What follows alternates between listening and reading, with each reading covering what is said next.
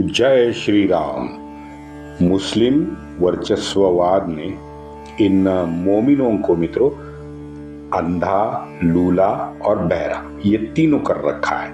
बताता हूं क्यों। अपने दुश्मन को ये लोग हमेशा कमतर आंकते हैं। हमेशा गत 1400 साल से हमने विश्व भर देखा है, ये हमेशा दुश्मन को कम आंकते हैं। मित्रों, हमें हिंदुओं को भूलने की बड़ी आदत है। हर बार हिंदू ने इन पर घातक वार किया है। आपको शायद हम सब भूल चुके हैं, लेकिन थोड़े से इतिहास के ये जो गड़े मुर्दे हैं ना, ये मैं उखाड़ना चाहता हूं। इतिहास यानी बहुत पुरातन इतिहास नहीं। अभी दिल्ली के दंगे आप याद कीजिए।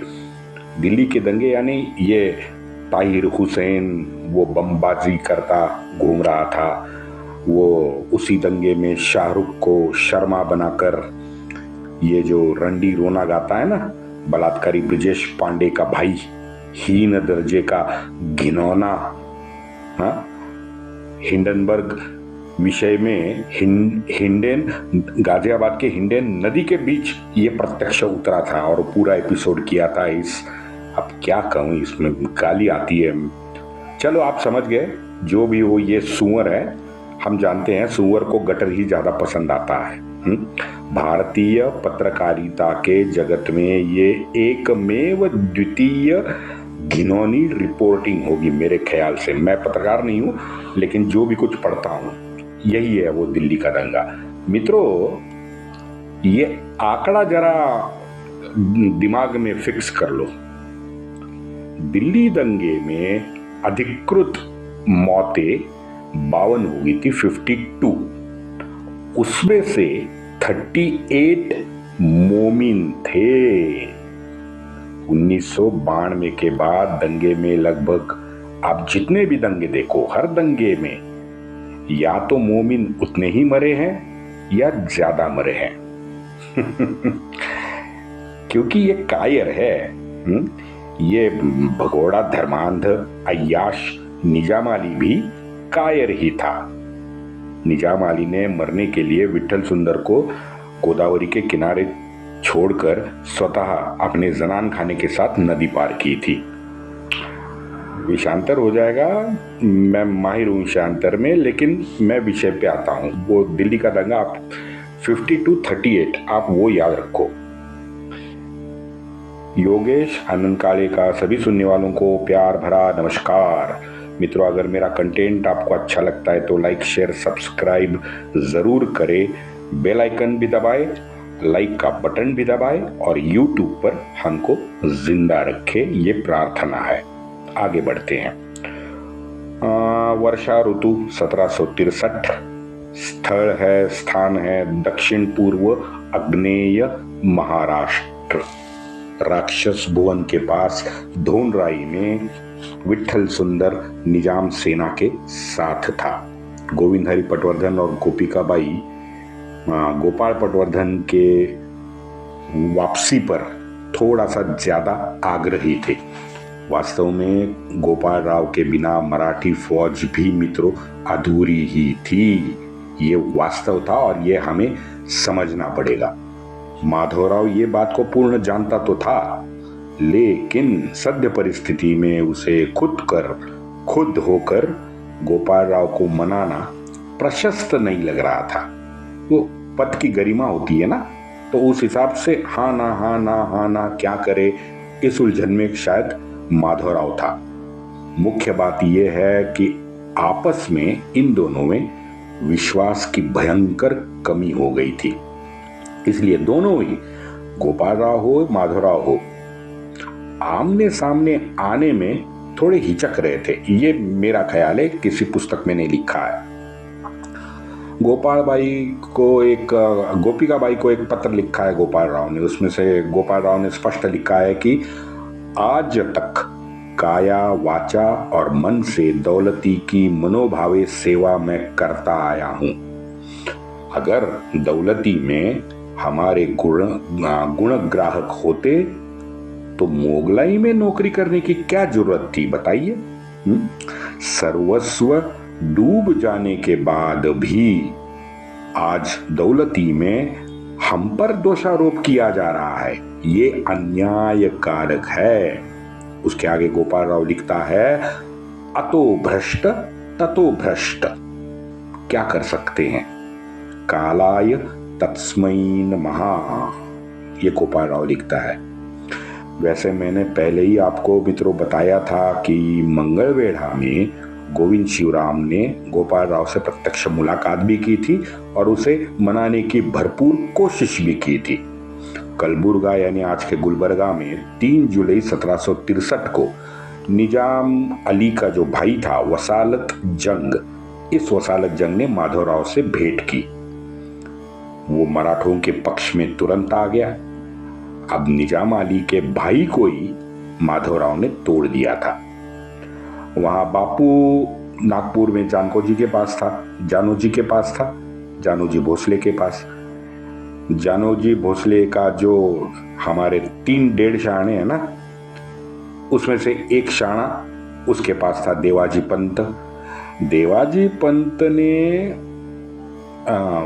पत्र लिखे जानू जी को थोड़ा सा आगाह कर दिया था।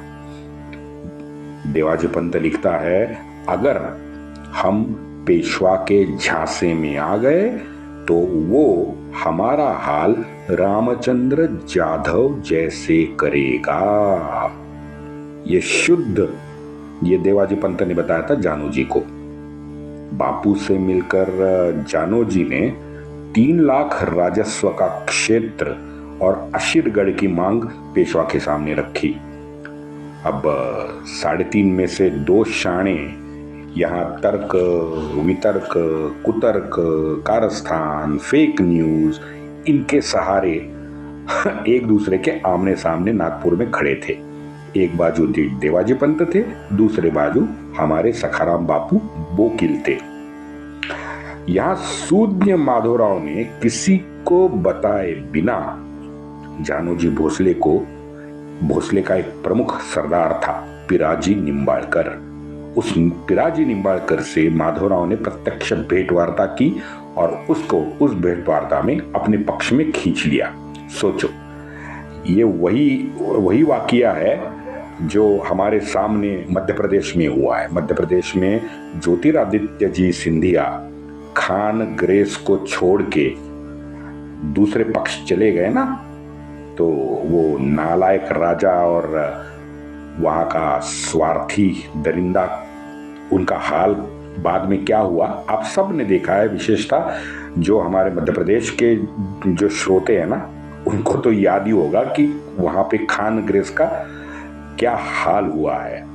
वो डिग्गी राजा तो है ही, चल मैंने नालायक राजा बोल दिया, उसके आगे कुछ उसको गाली देने की भी उसकी औकात नहीं है। अब यही सेम हाल जानू जी का हुआ।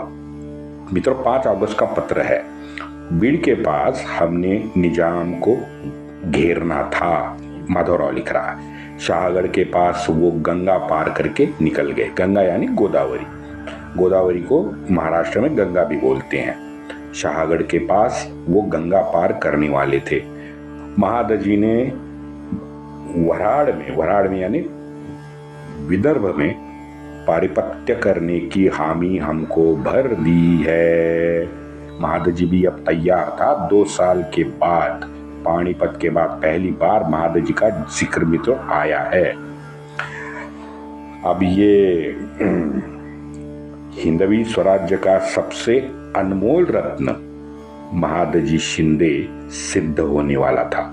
आगे आगे देखते जाइए इनके कारनामे, इनके पराक्रम और इनका उत्तुंग व्यक्तिमत्व। महादजी उस वक्त जब महादजी ने ये हामी भरी तो उस वक्त महादजी महाकाल नगरी उज्जैन में था। आषाढ़ वद्य 30, 9 अगस्त मराठे माजल गांव में रुके थे। वहां मराठों को खबर मिली कि निजाम की जो मुख्य फौज है वो राक्षस भुवन के पास आई है। जानू जी और गमाजी मुख्य फौज से 30-40 किलोमीटर दूर अपना शिविर लगाए थे। ये बहुत इंटरेस्टिंग है मित्रों, क्योंकि हमने देखा है 1528 से आगे आप चलो, मुगल सेना में बहुत सारे राजपूत थे, मराठे थे, सभी भारतीय हिंदू भी सरदार मुगल में थे। लेकिन इन सब की जो युद्ध शिविरें होती थी ना, जो तंबू लगा करते थे, वो अलग अलग रहते थे। कभी भी मोमिन और हिंदू इनके तंबू ना आसपास होते थे, ना एक साथ होते थे। विषयांतर होगा, बाकी आप समझ गए कि क्यों होते थे। तो ये 30-40 किलोमीटर दूर गमाजी और जानोजी की फौज शिविर था। ये इंडी गैंग वाले आपस में कभी भी मेल ना खाने वाले थे, ना मेल खाने वाले हैं। आज भी वही हाल है ना? हर एक का तंबू अलग है, एक साथ जुड़ा कभी भी नहीं होगा, वो नहीं हो ही नहीं सकता, मैं कह रहा हूं आपसे। वहां महाराव जानोजी निम्बाळकर का 8 अगस्त को देहांत हुआ। अब वो थे जानोजी के पक्ष के, तो जानोजी भोसले को निम्बाळकर के जाने का बहुत बड़ा झटका लगा।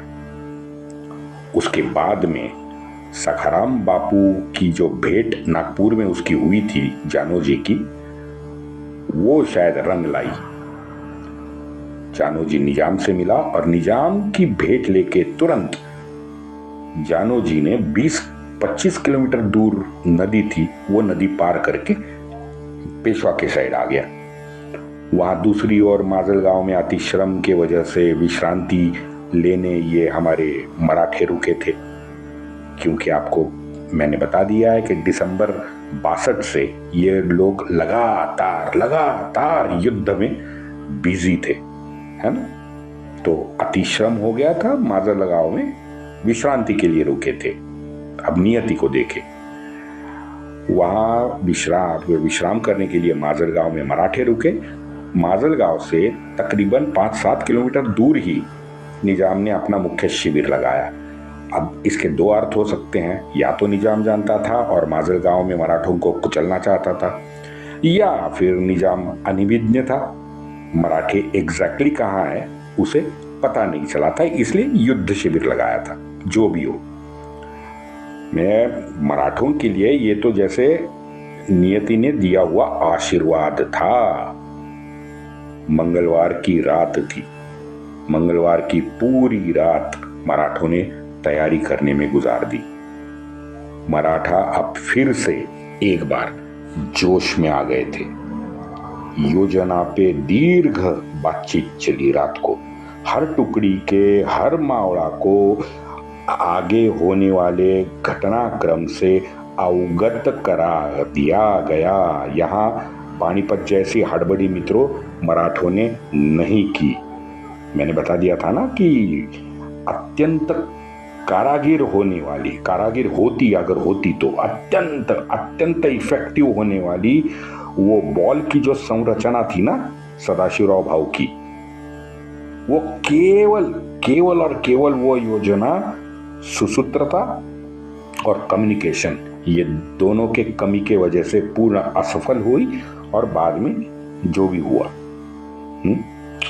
यहाँ तो ये सब खबरदारी ली गई थी, यानी अपनी गलती से मराठों ने तात्काल सीख लिया था।